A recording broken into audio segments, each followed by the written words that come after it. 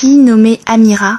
Elle était la fille de maman Amina et de papa Moussa, de simples cultivateurs qui l'aimaient tendrement. Amira n'était pas seulement belle, elle était d'une beauté à couper le souffle. Sa peau brillait comme l'huile de palme mûre sous le soleil. Ses yeux scintillaient comme des étoiles.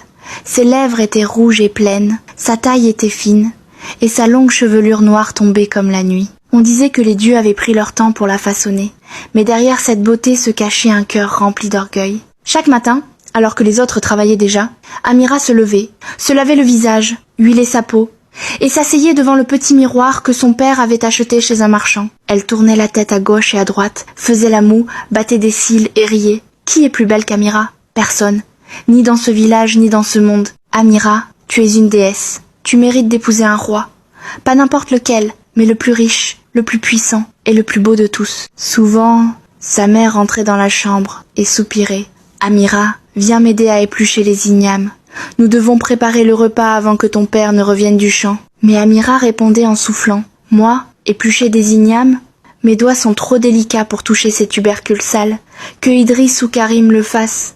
Ils ne sont pas aussi beaux que moi. Alors sa mère secouait tristement la tête et repartait. Quand les autres filles allaient chercher de l'eau au ruisseau, Amira restait pour se coiffer.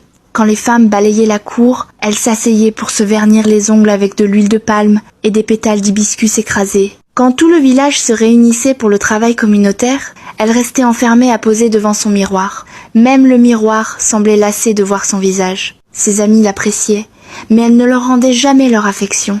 L'une après l'autre, elles se marièrent. D'abord Aïcha, puis Fatima, puis Mariam. Elles n'épousèrent pas des hommes riches, mais de modestes cultivateurs, chasseurs ou pêcheurs. Amira les méprisait et se moquait d'elles. « Aïcha, regarde ton mari !» Ses dents ressemblent à du maïs grillé. « Fatima, ton homme roule à vélo. Et toi, Mariam, le tien n'a même pas de chaussures. » Ses amies faisaient semblant d'ignorer ses paroles, mais parfois elles pleuraient en secret. Pourtant, elles étaient heureuses dans leur mariage, ce qui rendait Amira encore plus jalouse. « Laissez-les avec leur pauvre amour, » murmurait-elle. « Moi, Amira, j'épouserai un roi, je porterai de l'or de la tête aux pieds, et je voyagerai dans un carrosse tiré par des